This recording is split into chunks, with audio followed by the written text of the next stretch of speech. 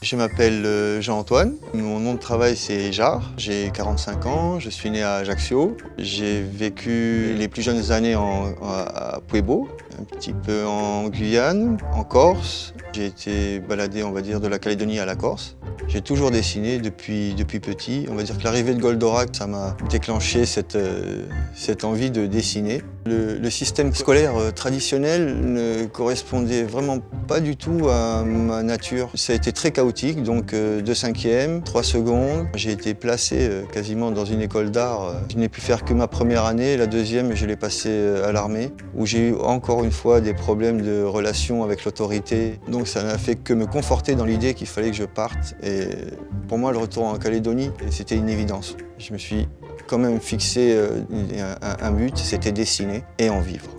Donc en revenant sur le territoire, pour vivre du dessin, j'ai eu beaucoup de chance. J'ai rencontré de suite des gens qui se montraient des dessins dans un bar. Je me suis assis à côté d'eux et j'ai eu mon premier boulot de presse. Il y avait un fanzine qui se montait au même moment, qui s'appelait Longin. J'ai pu rencontrer Bernard Berger à cette occasion. J'ai pu travailler avec lui sur le Sentier des Hommes, où j'ai fait 4 tomes. Ça m'a quand même permis d'être remarqué par quelques personnes et ça m'a amené à l'illustration dans la publicité pour des raisons, on va dire, d'évolution normale, logique.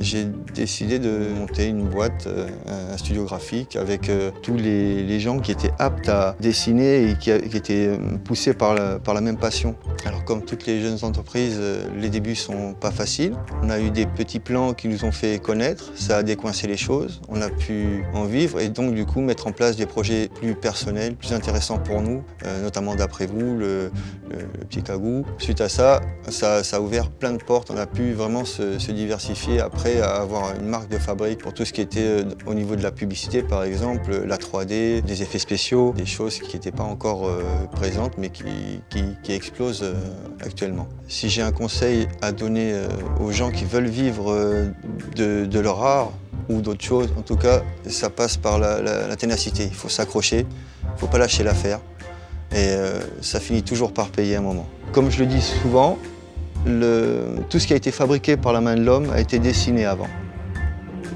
C'est ma réussite.